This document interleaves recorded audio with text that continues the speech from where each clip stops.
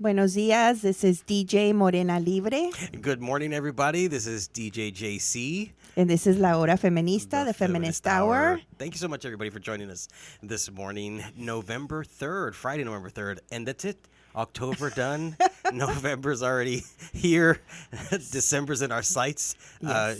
There's that transition between Halloween on the 31st and November 1st, and now just It's all Christmas. out Christmas. And I feel so bad for Thanksgiving because it kind of gets lost It's in the mix. okay. It's a settler holiday anyway, so it's okay. It's all a lie. I really enjoy it. It's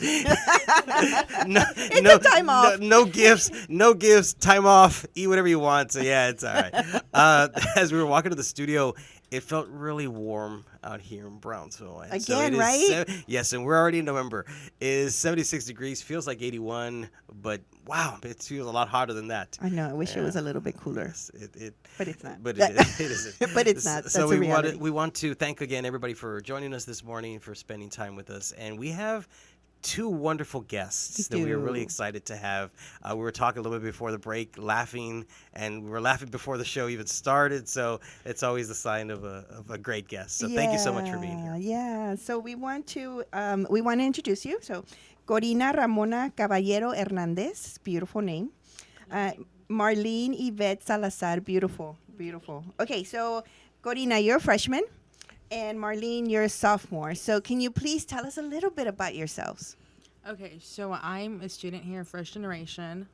I am in love with this campus. Just want to throw that out there. I do not like the weather. I want it colder. It's already, we need an advance in the weather. But I'm a first gen. I'm the only woman besides my mother in the family. We're a matriarcado. We're women led. We learned everything from my mom, and to this day, I'm still here because of my mom. She kind of talked me down before coming here because I was about to have a panic attack. Really? Yeah, but that's what my mom's here for. So we can thank her for who I am right now. Nice. That's great. Nice. That's great. So my name is Marlene Yvette Salazar. I'm also a first gen here at UTRGV, and I'm super grateful to be able to study here and be so close to home. Mm-hmm. I'm also a campus organizer for Texas Rising, so that's an amazing, opportunity as well to be involved in my community. And my mom and my sister are really people who have took me to stay grounded, to know what my community is like, and just understand people in many different ways and forms. And they're also listening here. So I'm like, hi, Mom. Shout hi, out. sister. Right. Shout out. That's awesome. That's awesome. That's great. And, we're going to kind of delve into some questions a little bit later, but I think we're going to touch on something that you just said. So, so thank you so much for being here. Yeah. So we the reason we invited them to the show is because you mentioned that you are interested in starting your own show, right? And what's the name that you're thinking of?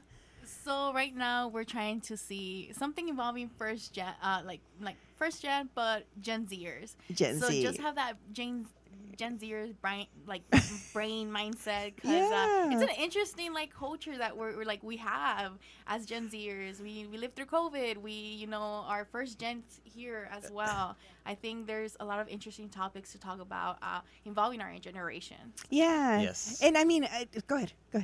And also, we're the ones who grew up with more technology than our parents. And, we're constantly hearing of, back in my day. And it's yeah, but, look at nowadays. Look at the technology. The news is, literally, 2 seconds away from us. Yeah. Anything. Yeah, we can just Google anything and everything. Yeah. I mean, even Google is a verb, right? It's an actual, it's Google it, right? So that's going to kind of take us into the conversation, right? What you just said about how we, as older generations, are constantly saying, "Oh, back in our day." So we're gonna age ourselves a little bit. We're gonna age ourselves a little bit. I'm at the tail end of. We both are at the tail end of Gen X. Are we Xers? Yes. Right? We're Xers, right? I always say. The alphabet. But and then there's the millennials that are right before you all, and then you all are right the Gen Z. Okay, my daughter's Gen Z as well, but she's at the tail end. So, so I think even where you fall within that generation, right, makes a difference, because I think at the first end or the beginning of Gen Z, right, the technology was there already, but it's not. I mean, just in these past 10 years, it's changed dramatically, right? So but I guess what I want to know, one of my questions is, going back to all my generation did this, and we went through war, and and all this stuff, right? What are the stereotypes that you feel are emerging or have emerged about Gen Z? I think one would be that people think that we don't know what a CD is. I think that's insane. A CD? Oh, yeah. Like, I'm just like, I know what a CD is, trust me. And I think there's a lot of like stereotypes saying like, oh well, Gen Zers, they had it easier than us. But like at the same time, we are living through the same like economic state that you are. We are doing more challenges as well. I think just simple things of like, I think there is one TikTok video saying, well, I heard that Gen Zers are trying to cancel Eminem, and it's like Cancel Eminem? I was like, who? Oh, the cancel culture. Yes, that cancel culture is very prominent. Basically, my mom says it all the time that my generation, we're haters. We're haters, and we hate everything that happened before us and that is happening now. And I completely disagree with that. But also, my grandparents, they're like, "You're a liberal." It's like you and your liberal friends, and it's like, okay. Okay, me and my liberal friends. But they say it so like liberistas. Son esos que quieren andar en la calle encuerados. And it's like, okay, that has nothing to do with what we're doing. It's like, we don't want to be naked anywhere. Give us our clothes back. And so this is your grandparents, you said? Yeah. And so, yeah, I think... Were they boomers, probably? Right? Yeah. According to my grandma, the best generation. Yes, Ever, of course, of the course. greatest generation is what they're called. And but, they're still yeah. leading. And so, or at least thinking that they're They don't leading. want to give it They don't up. want to give it up. That's right. I'm sorry I didn't buy a house at 80 years old during the recession, okay? Like, I get it. That was my mistake. I'm sorry. Well, the boomers, I think, let me see if I think about it correctly. It was Vietnam, right? It was after World War II. No, that that's... there was that influx of soldiers returning, and so more children Were being born produced. and produced. Yeah. I went to McDonald's and got a tuition. I think my kind of experience with like the older generation, like I would say this, like my grandparents, they're very supportive. I grew up with like mostly women, and there were like people who, I would say they're different generation than us, but I would say that I'm very lucky and fortunate to be able to go to school and study because my grandparents didn't have that. And I think I'm very fortunate in many ways because my mom, she was a single mother for, half of my life. And she's shown me what like a true woman is and what, that responsibility of like working and being a mom and, being two roles at the same time. So for me, it's very different because I know my family isn't very aware of like, what's going on in the world because they just try to survive one day at a time. So for me, they're very supportive in like what I do. Sometimes they do are like, are you sure about that? But like nonetheless, like they're very like I received like 1,000 condoms like a month ago. Yeah. And I told my mom was like, it's for work. It's for work. Don't worry. And she was like, okay, está bueno, está bien. So things like that. So I think I'm very blessed and fortunate to have a very different perspective of how they came into life, but also seeing that, I would say I kind of had it easier when it came to like responsibilities and things like that. So we, as another generation, we have an impression of different generations. So what is your impression of us?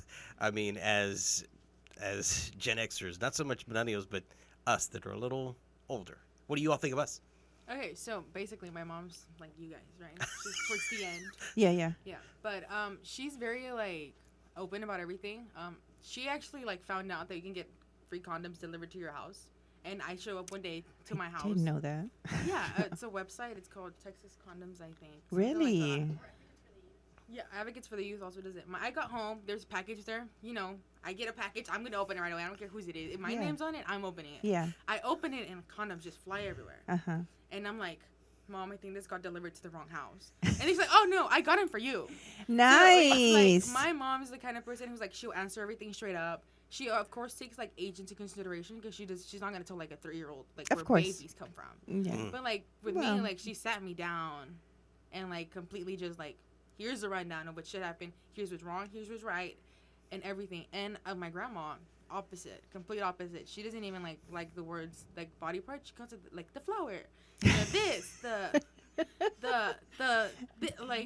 it's like the cookie. The cookie. Yeah, and we're like, what? Why are we bringing food into this? It's like, I know. But like with my mom and like my tias, like they're all very open, but it has to be like at the right time, right place. They're not gonna go talk about it and like walking down the street. It's like there's other people around. Of course. But it's like in the comfort of her own home, like. She'll pull up videos and be like, this is what happens. This is what happens. Yeah. Here's an educational cartoon because she doesn't want to show you, like, the real thing because she doesn't want to traumatize you. But, like, we're very, like, I feel like that's where, like, the openness kind of comes in. Because before that, I feel like it was very, like, don't talk about it. Hush, hush, in the corner. It's taboo. Yeah, taboo. And then I feel like that's when, like, younger, like, older yet younger generation. Yeah. They started talking about it a little more because they started seeing the impact it was having around the community. Like here in Brownsville, all over the valley actually, teen pregnancy is like a huge thing. Yet it can't be taught in schools. Like, sex ed, no. Like it's a big no. Yeah. Yeah. Exactly. Teen pregnancy and also HIV, AIDS. Yeah. It's really, the numbers are really high down here. I have some level of like respect for a lot of older generations. I feel. Well, thank you. we appreciate that. We appreciate it. We do. I say this because, I mean, there's a lot of like great activists that I admire, such as like Angela Davis. She's one who I'm in awe with her because, she was grassrooting organizing, and I think that's admirable. I think about my family too. I come from a long line of like strong women who held their ground, who worked and cared for their children, who didn't take any BS from any man. I would say that, and I admire that because that's something that I want to be in the future. If I could have the woman my mom is, I know that I'll be great in life. I know that I'll be like, I'm gonna girl boss all the way to university. Yeah. So I have some respect, but I also have some dilemmas when it comes to, older generation, having this stereotype of, well, young folks want everything now. They want it now. And it's like, well, we do because we have seen the impact that politicians have caused. Yes. Roe versus Wade is one of them. It is it was a long process of that happening. It didn't happen overnight. Exactly. It happened because there was a long process. There was the politics around it. There were, even here before Roe versus Wade was gutted, we didn't have, access to abortion. We didn't have access to, some comprehensive. Yes.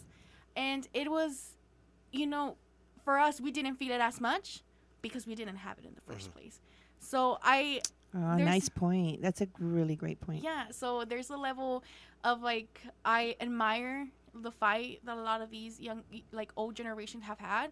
They have done a lot of great things, but at the same time, there are other people who just I don't think they care or think to care some critical thinking, especially now when it comes to climate justice, climate change. Right now, we're feeling the impact, as we've seen with like Texas cold fronts. We've seen, the winter freeze in Texas. Yeah. This is impactful because of older generations, because we thought it was going to be, a little pollution here, a little pollution there. We're gonna feel it, and especially here in the RGV, which is even scarier because of corporations like SpaceX and LNG. And now it's just a generation like ours. We're gonna feel the impact even more. Yeah. Te está diciendo que hagas más. Yes, exactly. That's what she's telling you. In other words, I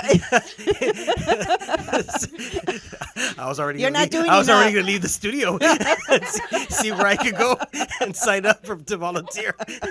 So, yeah, you answered one of the questions I was going to ask you was, who do you look at as role models? And again, it's changing because my role models when I was younger, your age, were not activists, were not people that were, trying to change things.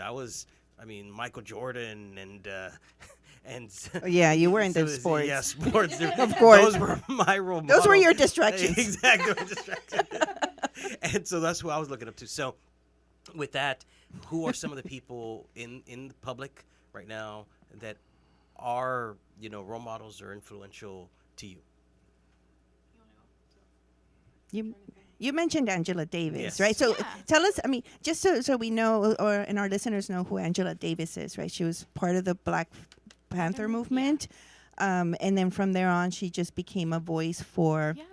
Black feminist thought, right? Black feminist and the Black community in general, right? But Yeah. you want to tell us a little bit more about how you think, or as he mentioned, others. Yeah, Angela Davis is one that very prominent to me, because a lot of the things that I have read are just it resonates with what our culture here is going through. I also admire a lot of, and I feel like they're very overlooked workers here. Yes. Class workers who are just trying to make ends meet. Mm-hmm. I admire them in a way because they take a lot of BS from, why do you want the minimum wage to be raised? That's insane. People want to survive and have livable, wages and pay rent and do that. I seen it within my own family where they're getting paid $10 an hour. And rent is $900. Yeah, no vives con. The wage hasn't been raised in how long, since Clinton? Yeah. Right? No, yeah. It's like $750 or $725. Yeah, it's ridiculous. We've gone through 2 administrations, or 4, really 3 actually, and it hasn't been raised. For me, publicly, I don't think I have the one person, but locally, I feel like there's a lot. Not to go very far, Dr. Solis, you're one of the persons when I was in your class. I was like, I like her. I want to be her. I should be her. Why am I just waiting till I'm in university to learn about all these things? And my own mother, she crossed the river because she got her papers taken away. Because apparently it was wrong for her to have kids here. I'm from here. Mm-hmm. But it just it all developed in a way where it's obviously someone said something. And Yes. that's one thing that I don't like. That's one thing that affects me very deeply, and I don't like turning your back against your own people. Yeah. It's there's no need. But going back to the marrying, of course, Dr. Solis, the Yes. workers here, there's a lot of different even what do you call it? Professors here in this university who are very open to talking about things, and they won't turn you down. As in, for example, when I was in high school, we don't talk about that here. That's wrong. Keep it at home conversation. And it's okay, but it's among friends. We're not fighting. We're not we're just trying to have a conversation, get something started amongst ourselves. We're not involving the authority, and they would come in and shut us down completely. We got organizations closed. We got a lot of limited access in our school. They closed the Alliance Club because parents were against it, when more than 95% of the people in that school were part of that club. So it's okay, so it's obviously not the parents. Oh. And then when this whole border situation started happening here, we couldn't leave, we couldn't come in. If you left, you weren't allowed back in. Oh, because you were in Bex. Yes. Yeah. So So it's right off right off Oh, the border, yeah. right And there. the fact that students couldn't even go outside, they had to walk miles because their parents were scared of coming to pick them up in school, because what if they got stopped? Oh wow. Yeah. So for me, it's a lot of local fights. That's what I look up to, Texas Rising, Talk About It, Friendship of Women. Yeah. All these organizations locally that are helping people locally, because while there's not a lot of information about them out there, because a lot of people don't want them out there, Like, that's what I feel like we should be looking up to, and that's who we should be like rooting for. Supporting. Yeah. Yeah. Now, what are some of these? Because I mean, you're having the same conversations that we were having when, and I was in high school back in the 90s, early 90s. And I remember just bringing in a condom would be an issue, right? Or distributing condoms in high school was an issue. I was told that I couldn't do it, right? Or many of us were told we couldn't do it. I mean, it's a friend of mine once asked me to think about authority, right? And you mentioned authority. So I've been thinking about authority, like how does it impact us, right? Who do we give that power to, right? And it's institutional power, right? Because it's written in policy and laws. But some of it isn't, right? Some of it is not. It's just this natural power that people give to others. And you're confronting that, right? You're seeing it firsthand as well, right? And I think as we get older, we're like, well, yeah, we're like, well, yeah. This is the way it is. This is the way it is, and I'm just gonna go get a job, go to school, right? Have children, etc. Whatever it is that I'm destined or want to do, right? But you're at that point right now, where youth historically are the ones that have done really push in social movements, right? So you're there. How does authority feel for you right now? I feel like we have to fight a lot of like the power injustice that's going on, because it's a very young age we're taught that older people deserve respect just because they're older. And it's like, okay, it's a give and take, because si me faltas el respeto, I'm not going to take it. Sí, claro. But like, yet we're taught to just walk away. It's fine. He's old. And it's like, okay, that doesn't give him an excuse. and also like the way it's like, if you see someone wearing a suit, like just a simple way they dress, it's like giving them power just because that's what we're taught. It's like, don't talk back to cops. It's like, even asking a question is considered talking back. Don't, like, if they tell you to do something, just do it, and if you don't like it, leave. It's like, why do I have to leave when I can just be like, hey, like, can I just do something else? Like, why are we forced into like these little boxes when it shouldn't be like that? Like, we just saw an example out here with the kids, like boys and girls. And it's like, okay, what if I'm not a boy or a girl? Yeah. And it's like, yeah, but like, just because of your physical, you're considered a boy, you're considered a girl. Yeah. Oh, that happened right outside right now, right? It did. I was thinking, is that going to come up? It is. Because I heard it. I heard boys go, and there's that group of kids that were downstairs, right? Yes. And we started the conversation out there of like how my mom would get called into the office because I would walk into the boys' restroom because I was having a conversation with them, and I just like kind of followed them in. But it was like this huge problem when I was like, I wasn't even paying attention to what was going on in there. I just wanted to talk to Juanito, and it was like, Juanito and I were having a great conversation. Why are we gonna stop when I can just walk with him? I want to talk about the Play-Doh incident that happened. Like, we want the answers. What happened at PE? We got to continue that conversation. Yeah, we have to continue about the lizard we saw. Exactly, Yeah, exactly. It's like, we're kids. Why do we have to be into these boxes? And it's like, why can't we just make one big restroom, put doors on them? Yeah. We can talk through the door. Like most of us do. We just yell at each other. Yeah. And it's like, why do we have to fit into like these stereotypes, like boy, girl, like power, no power, respect, no respect? And like, just because they're dressed better than us, and it's like, okay, like, I'm poor. Calm down. I'm not going to buy a $100 suit just so people respect me, when I should be respected just for being a human. And we were talking about this earlier too, me and Marlene, about like dehumanizing humans, especially like people who are like low income, homeless, things like that. And it's like, why do we respect them less than the people who are out here like making money? It's like, okay, like they probably didn't grow up the same, and even if they did, something took a turn. Exactly. Why don't we go to that person and find out what went wrong so it doesn't happen again? Why do we have to wait to see them on the street and be like, well, that's failure? And it's like, no, they're trying their best.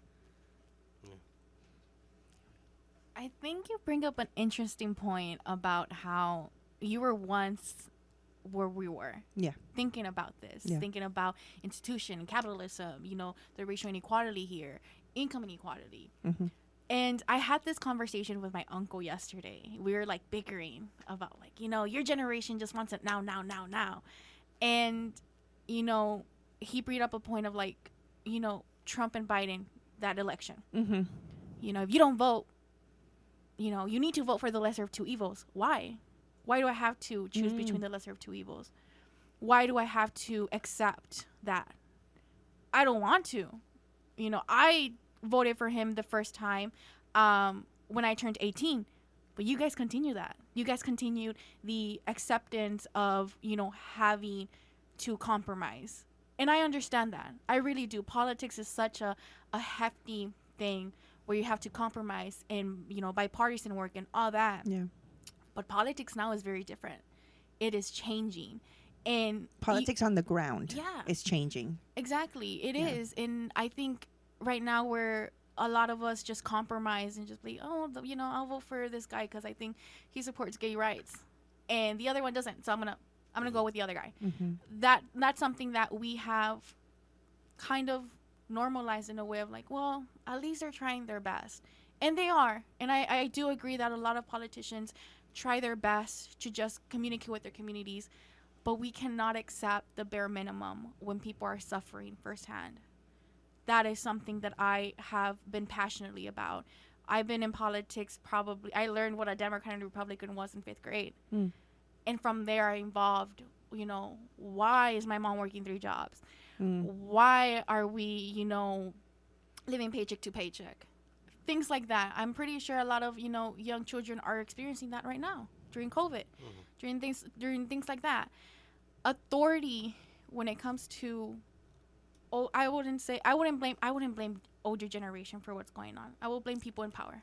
I do. Well, people in power, exactly. Yeah. It's power, right? That's exactly. Why authority is so important to understand. But yeah, I mean, we have to start looking at the hierarchies, right? And who are the ones that are the policymakers that are making laws and policies that are affecting us in terms of our wages, in terms of our reproductive health, right? In terms of our environment, right? Allowing corporations to come in and pollute our area, especially public lands, right? Beaches. That weren't exactly right, but what I'm not where I see the disconnect is in terms of education. Yeah. Right? There's a big gap in knowledge. I mean, we're just thinking about Musk, like him coming in with already some laid out information and knowledge about the area he was going to come into, right? So it was strategic. Yeah. And then for our county officials and our local officials to not know or even have access to that knowledge, there's already a disconnect there, right? And then the county's thinking of is, well, there's going to be revenue, maybe, right? Or whatever they were thinking. So there's already, but the knowledge base is incredibly important for us to be able to make informed decisions. Especially now, I think LNG had a meeting yesterday. At the Children's Museum. At the Children's Museum. And they're greenwashing, saying, well, we do care about the environment. Well, I'm pretty sure you don't care about my sister having asthma. Yeah. There's Or the possible spills, right? Exactly. Because if you look at the data, these pipelines do rupture, and there's leaks and there's spills, right? And they can't deny the data, but they do in public, and it's little small spaces like those, right, where they can talk to children, and they can talk to children, right? And then and their parents, and it's a big problem, right? That they're allowed to do this. I mean, I feel very strongly about corporations moving here, especially because, I mean, personally wise, my rent is raising. My family apartment is raising. And I've been telling my mom, I'm like, I don't think Brownsville's meant for us anymore. But I have a question, though, because one of the things that I have found ethnographically is that yes, we are discontent with what's happening at all levels of all generations I've spoken to. There's a discontent. There's been a discontent with the decisions that are being made on top. Yeah. At the local level as well, right? But when it comes time to vote, right, for the representation, let's be specific, right? There is no voting. And another thing that I'm seeing is that we don't understand how local government works, right? So again, going back to that educational piece, do you see anywhere in your activism or in your world where there's any type of bridging of that knowledge, right? Like we're trying to educate. Or is anyone out there trying to educate the public about these issues, right? In general, just in general. I know you mentioned several organizations like Friendship of Women. You mentioned, I know Planned Parenthood is pretty active down here. Lupe, right? But what I guess for me is, why do you think there's still a low voter turnout, or why aren't we pushing more at who gets hired in what positions, right? Or do we focus too much on the elections and not on who's getting hired? In all honesty, It is what it is, Sylvia. Yeah. It's that noise that we're hearing, and you know, as a group, we want to be part of that group, and that's how we vote, because that's how my friends are voting, and that's what we're doing because that's the right thing to do based on the people that I hang out with. O lo que diga mi mamá. A mi mamá le gusta este, voy a votar por este. He's the better looking one. Yeah, it was like, no Es el galán de la novela. sí, like lo que diga mi mamá. Like, ¿por quién quieres votar tú? And it's basically like whatever other people want. That's what we base our decision with, and I've been guilty of that quite a few times. But also, like, the information is not really out there in the sense of, like, when you Google it, you have to Google very specific things in order to get the answer you want. When you should, like, just be able to Google the name and, like, all the information pop out. But they make it, or, like, they make their websites strategically, like, super difficult to navigate. Like, having to navigate these websites, it's like learning a whole new language. Because even, like, for us, who are, like, the tech-savvy generation, it's like, I can't figure it out. You expect for my mom, who, like, who's still asking me for her Facebook password to, like, make sure she can get the information? Or how they just make it in English. What about, like, the people who are U.S. citizens but speak Spanish and understand Spanish better? My first language is Spanish. I have a hard time reading in general because I'm dyslexic. But it's easier for me to understand Spanish. So it's like, why do I have to, like, copy paste into Google Translate to try and read what you're saying? Or why do I have to find these other, like, resources in order to understand your website when it should all be in one place? So I don't have to go to my mom and be like, who do you like? Who are we voting for? It's turned into, like, a we situation when it should be in who I want. What am I thinking about certain people? Or, like, who is getting hired? Like, because I don't even know half of the people who run this place. Yeah. And that's a problem. Yeah, and going back to it's education. Definitely a problem. There's a gap of knowledge there that needs to be bridged. Because the ones that are hired for those positions are the ones making decisions on the everyday basis. And then you've got commissions, you've got boards that are also making decisions, but the ones that are hired are the first ones that you're going to encounter. I think also, like, reminder, today is, like, the last day to vote within constitutional elections, early voting, but election day will be November 7th, which is next Tuesday, the following Tuesday. The following Tuesday, Yeah. So if you want to get your vote in now, go today. Yes, and you can vote anywhere today. Going into Tuesday, you have to vote within your local location polling place. But I do want to mention constitutional elections is a great example of how wording is confusing. I looked at the ballot. If it wasn't for, my boss sending me in these bipartisan, white people are voting for it and white people aren't. That's like a guide that I use so I can inform people in the community. That within itself, people don't have those guides. No. They go into their polling place, they get the ballot, and they're reading it and they're like, I think this sounds good. I think this is a good, proposition. But it's not. Like, in reality, you're giving tax breaks to, wealthy Texans here. That is the wording confusing, where people, tend to not vote because they find it intimidating. Or it's confusing. Yeah. The literacy level, and it's intentional, right? It's by design. That's something that we need to acknowledge, is that these policies or these laws or propositions are being written in a language that we know many people are not going to have access to, right? Or understand. Yeah. So so it's by design. That way it gets confusing, or people just don't vote, and the less vote you get, well, the more, right? Exactly. Yeah. The most likely it's going to be put into place. Yeah. So we have one question before because I'm looking at the time. So what does feminism mean to you two, as Gen Zers? And just what does it mean? That's something we ask all our guests. Okay. Feminism to me means icons. Icons. Generational icons to me. The way a lot of, feminists have fought to tooth and nail for even getting Roe vs. Wade in the Supreme Court. Mm-hmm. That is admirable. Feminism now, trying to get Roe vs. Wade back, trying to fight for reproductive rights, that is like a level of awe to me, of how people are still continuing the fight for access, for equality with women, trying to see like, hey, it's okay to have an abortion, it's okay to not want to get married, it's okay to just want to live your life how you want to live it and not follow those social construct of like, well, you need to get married at this age, you need to do this, you need to do that. That what feminism means to me. Icons of, activisms, moms, workers, like women in general. They are amazing. And I'm in awe with like anybody who, considers themselves a feminist. And even if you don't, you probably are a feminist in your own way. So yeah. For me, feminism is knowledge. Because nothing would happen if we were all living under a rock, not reading, or just scrolling on TikTok like most of us do.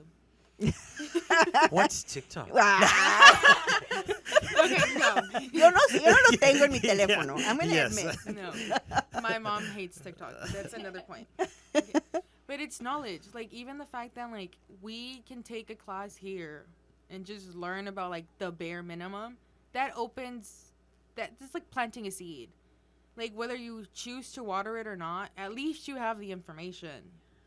For me, it was very, like, open when my mom was like, you're gonna face differences just because you're a woman. It's like, don't bring in don't forget generation, forget age, just because you're a woman and identify as a woman.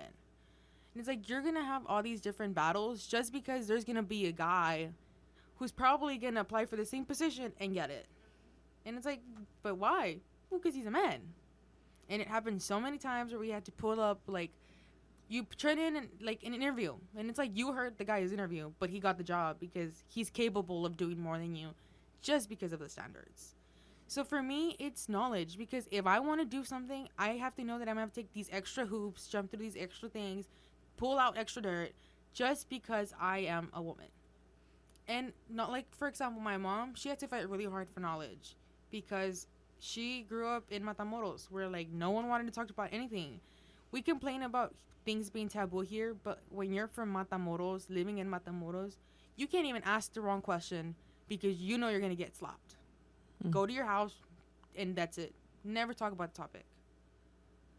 So for me, it's information because, like, we had to go, like, through 3 different, like, websites to find, like, the bare minimum information of, like, what Roe v. Wade was. Because me and my mom didn't know that.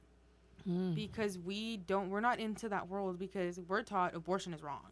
Yeah. It's up to the person. I don't think it's wrong. Yeah. I'm not going to go out there and, like, promote them. And it's not a moral discussion. It's a health. Healthcare. It's a health. Yes. Exactly. Yeah. Yeah, it's When your Second Amendment, I want my body autonomy. Yeah. body autonomy. Yes, correct. But, like the fact that we have to jump through these hoops, it's like feminism for me is just information. Getting information, even if it were up to me, giving someone a condom just because they needed it or just because they wanted to know what it is, that to me is sharing information. Because yes, we have all these people to look up to, but like, let's go with celebrities. They have to stick to what they're talking. If not, they just won't talk about it because cancel culture. But feminism for me, it's information, and it's something that I love this Hora Feminista because it's what it is. You're giving out information, talking about things that we normally don't hear out in the streets. Yeah. Thank you. I guess I'm out of the loop. You are. It's okay. You're one of the good ones. Because you're here. Because I'm here. Yeah. That is so impactful, and so so you stated it so well, and we really appreciate it. Your honesty, your candor, and yeah. So it's the first time I hear that answered like that. Oh, beautifully. It was really good. Yes. So Yeah. thank you so much. Yeah. And I mean, but what I love about, because I was raised by a single parent, right? And I was raised by her, right? But toda la familia, right? Like when you're a La single, comunidad. toda, Yeah. toda. The village. Yeah, exactly, right. It's my grandma, my grandparents, my las tías, right? Yeah, las tías, las especially. las tías, yo no pa las tías. So for me, I grew up really from that perspective, right? Seeing my mother, and we have a really strong women. We have really strong women in our families, Yes, right? yes. So that's something that I admire here, right? That the women down here, the ones I've known and been part of, are super strong, but also to their detriment, because we tend to also neglect our well-being to some degree, right? So I think that's also something we need to acknowledge, that we know that we are strong, right? And that we come from strong women, but at the same time, we also need to acknowledge that we are vulnerable. It's okay to cry. It's okay to cry. It's okay to be pissed off. It's okay to take just a day in bed and not want to do anything, or interact with anyone, right? It's okay to do all that, right? So I think that's something that we also need to break, that idea of these strong women, right? Agreed. Yeah. Were you gonna say something? No. So I want just to kind of, we have about 15 minutes to kind of think about what this, we're talking about local politics, we're talking about the U.S., but I want to kind of get an idea of Gen Zers, right? What is the state of the world right now, right? From your perspective. I mean, you've been talking about it already, but I want a more direct response to that. We are seeing, honestly, my generation, I say this because my friends, they're very involved in politics too. My coworkers, we're all opinionated. We are all seeing, because we have social media. You cannot hide information from us because everybody has a phone at this point. And it is, for me personally, I feel very sad seeing what's going on in the world. I feel very sad here for my family, locally, nationally, worldwide. I feel kind of discouraged. But that discouragement makes me think, well, that's what they want, so I'm not going to let that happen. And right now we are seeing a lot of younger generations boycotting a lot of these big corporations. It may help, it may not. But right now, people, like you said, we have been kind of a movement of it's a new grassroots of organizing. We've seen the Montana lawsuit, where climate activists won. Yeah. Yes. You're about to see way more now where young people are going to go out and vote. You're going to see way more when Texas here is trying to dehumanize a lot of immigrants. You're talking to the RGV, where a lot of us come from a mixed status family. Yeah. People are going to be mad. And I think right now we're in a stage where we feel discouraged, but we are mad at the same time. And we love this country, but, we have to hold everybody accountable for what they're doing. For me and my friends, it's more of like a fuck 'em. Okay, they don't care about us, why would we care about them?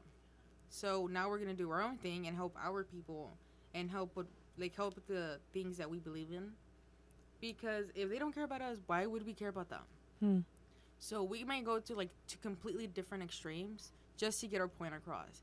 Because if this means we have to march down the street for 27 days and I don't know how many hours nonstop, no matter what happens, we are gonna do it. If it means just sitting at home and TikTok, because TikTok right now is the way you get information out fast. So it's like if it is just making a TikTok video about something you want to talk about, it's gonna get out there, and you might be able to do something with that one video. Or if it's just like a lot of people, I know a lot of my friends are going into like they want to be lawyers, attorneys, and they want to do social work because it's what is needed now, because we need a new perspective. We need to get out with the old, in with the new. Hopefully, yeah. Hopefully. Yeah, because it's very hard to like walk around in a world where like you're just hated because of what you represent. Because I believe we represent the power. We are the power, because a lot of generations couldn't do the things we're doing because of how they were raised. And I feel like our parents kind of like turned on, like as soon as they had kids, the switch went off. Like, you know what? It's wrong. Like, I don't want my kids to go through what I went to. So we represent like the change, the power. And for a lot of people, that's a threat, especially in politics. Because we've seen of like how just a group of TikTokers can change like something within minutes. Like that when Trump was running.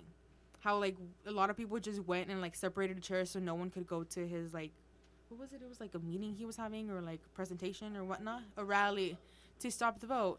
And how like only like 4 people showed up and everyone else was protesting because of one video. So it's like we have the power that a lot of people don't want us to have.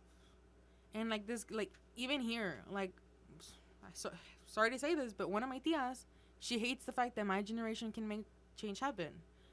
Because just because we're young doesn't mean we're going to put up even with like the church and like the way they want us to grow up. Because she grew up with it, so that means she's right. But you're not understanding that where we're fighting is not the church. We're fighting what they want us to represent, and we're not going to be it. I sent Sylvia a TikTok yesterday when you told me you guys were going to be coming in. And it's a TikTok of Gen Z who is complaining about working 40 hours a week. And why does it have to be the standard? Why does it have to be the way it is? And somebody is actually defending her. Or defending Gen Zers. Yeah, defending Gen Zers. Exactly. Oh, yeah. Defending her and the generation. Yeah. And at first I was like, man, what is this, really? And then it starts to make a little more sense to me. It does. And it just connects to what you're talking about. It connects to, you guys are looking at the status quo and asking, why does it have to be like that? Yeah. You know, you guys are asking those questions, and you guys are going up against a system that, Sylvia, you and I were raised and lived through and live with. And it was a really interesting TikTok because somebody of our age was saying, hey, man, more power to these Gen Zers that are questioning authority. They're questioning all these different things, rules, policies, the fact that, you know, environment needs to be protected, and inclusivity in businesses and all these different things. And you guys, I think, hold that right now. You are at an age and in a position where you can make those changes that, I mean, we can too. Yeah, and we can can be a part of it. But you guys hold a lot of power. You really do. I want to add, I think not even our generation, but like generations like before us are growing a class conscious. During COVID, we seen it, you know. Why is my company forcing me to work in person for the little amount of wages that I'm earning? I think that is very powerful, because a lot of us are questioning, well, why am I working like 50 hours a week getting paid scraps? Yeah. And I can barely afford my groceries and rent. That itself, like you say, growing seeds. You're going to put that seed in, and it's either whether you want to water it or you don't. And a lot of people are watering it. A lot of people are questioning, why are corporations having tax breaks, but I'm giving so much to the government? Why am I getting rejected because I don't have insurance? Why is my kid having asthma at such a young age? Why is my mom, you know, still working at 60 years old where she should be retired? That class conscious is the key to a lot of things, a key to a lot of movements. And I think politicians right now are trying to to see, trying to like push back a little bit. Push back of like what's going, like, you guys are wrong, liberals like- are complaining, Like banning Yeah, TikTok, right? Exactly. Banning TikTok. Right now, I think, I forgot, but Texas right now is trying to, vouchers. Vouchers, one thing. Oh, vouchers. Vouchers in, like, public schools. Why? Because they know that a lot of kids are going to wonder, like, why am I have to, follow, like, lockdown drills? I don't think that's normal. I don't think any parent is going to, like, want their kid to experience that either. Education is one thing. It is part of growing that social class conscious. Well, and one thing about that I want to say about vouchers is that the voucher system takes away what they're not saying is that it's going to take funds from public school, right? It's one big pot, and it's going to take money from public schools so that now kids who may or may not be invited to go into private school, right? So that's something that is not being discussed. And then the whole, what is it? What did you call it? The drills? Oh, yeah. The lockdown drills. The lockdown drills, right? Instead of having a discussion around owning guns and who has access to guns and mental health, right? For everyone, not just for white people, right?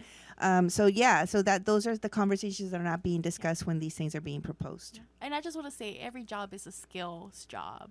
It is. It is. So anybody who says, working at a Walmart is not a skill, it is a skill. It is. It is a skill, because I'm sure you wouldn't be doing this job if you didn't have training. So I just want to mention that. And like Walmart, McDonald's, like when I was working there, I quit. Thankfully, I'm living off my mom. McDonald's was my first job. But like now, It was. Yeah, I feel like McDonald's. And I was, quit like, too. Yeah, like why am I I? didn't have to work. Why am I a crew member working in the kitchen? Why am I getting paid the bare minimum when I'm playing 2 jobs? Like, double my pay, at least up. Like, give me a raise. I'm doing 2 jobs at once. It's like I was making $8.25, like $1 above minimum wage, and I should have been grateful for it. No, goodbye. Like right now I'm trying to get a job because I need the money, but I don't need it for that much work. Like, it was like I was working so many hours, and then like I would get like $200 pay, and then like $100 of that was my taxes, and it's like, okay, great. Now I have to make a living with $300. Yeah, and then like they're complaining about not working. Like, your generation doesn't want to work. It's like, we want to work, we just want to get paid fairly for the amount of work we're doing. Yeah. I mean, it's I agree with you. Especially when you start looking at the data and seeing how other countries are distributing labor, right? Time, they're getting better. Some countries have socialist medicine, right? Where I don't have to pay $300, almost $600 on insurance, right? And then also women get more time off in other countries, sometimes even up to 6 months, so that they can be with their children at the beginning of that instead of just how many do we get here? 6 weeks if we're lucky. Yeah, 8. 8 weeks, I think. okay. 2 months. So it's those are the things that are really disheartening when you start looking outside of the U.S. and then at the same time being told that the U.S. is the most powerful and most wealthy country in the world, right? So these are the I think what you all are bringing up is really important, and that TikTok video, she was saying how we're going to benefit. What we need to acknowledge is that what the changes you all make Are also gonna affect benefit us, us. Social Security. Oh yeah. Shoot, if I'm lucky. Okay. So we have 2 minutes. we have 2 minutes, and yes, we know that we didn't play any music today. But the conversation was just so great that we do apologize for not playing any music today. No, and you all are wanting to. Hopefully, I'm hoping that you all have a show, right? You want to maybe call it Gen Z Brain. Hopefully, maybe that's the plan. Gen Z brains, but with the Z. Yeah. Instead of the Yes. S. Ah. Because we are Gen Zers and we think everything's cool. And we're dyslexic. And we're dyslexic. And you guys ever need a guest? We'll make First ourselves guest available. right here. Just continue this conversation. Yeah, we're gonna have. That's gonna be a spin-off show. Yeah. To be determined. determined if you play music or not. exactly. Yeah. Okay, so I do want to have a few announcements. The Environmental Studies program, which I'm part of, is having a symposium, Eco Rio Environmental Studies Symposium. It's going to be held both in Edinburgh and in Bronzeville. The Edinburgh is Wednesday, November 15th from 3 to 7. It's going to be in the Borderlands room. And in Bronzeville, it's Thursday, November 16th from 3 to 7 in Salon Casia. So please, please stop by. We're going to have great conversations around Colonia, sustainability in K through 12, cleanup of local waterways. It's going to be a really, really great, really 2 days of symposium. And then I'm also teaching. I'm going to plug in my class. You got to do it. Environmental Studies has a new course and a new program. It's Introduction to Food Studies. I'm teaching that first, the Introduction to Food Studies. It's ENST 2305. It's online, so the CRN is 69630. So please, please take that into consideration as you're looking for your courses. We are not going to have a show next week, because we're going to be up in McAllen at a sustainability conference. And so we're not going to come back until November 17th, okay? And we're going to have you in a different hat, a different role, Marlene, coming and talking to us about Texas Rising, okay? And what else? And then also, my co-host had a birthday yesterday, and I know he probably didn't want me to bring it up, but yes, felicidades. thank you so Happy much. birthday. And I do want to thank everybody that sent me early morning phone calls, texts. Really, honestly, thank you so much. I do want to say something very quickly about that. I know we're running out of time, but my mother sent me a really nice text, and I'm gonna see if I can get through this one. She sent me yesterday. Let me just look it up real quick. She said, I guess you might have to go to break right after this, but she said, no matter how many birthdays come and go, you will always be my little boy. Aww. So, yeah.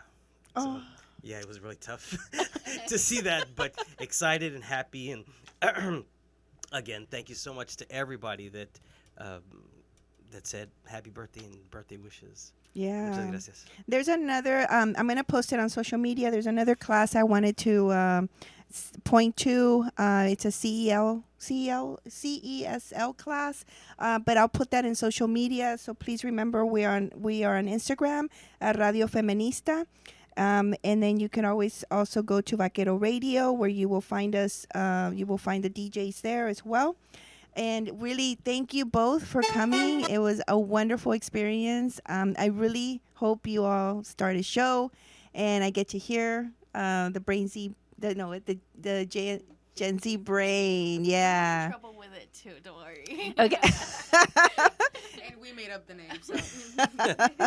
Thank you, and really, I support everything you all do. And anytime you want to come on to the show, you're welcome. Okay. And you're wonderful students too. that way your parents can know that you're good. Shout out to our moms. Yes. Okay, everyone, have a great weekend.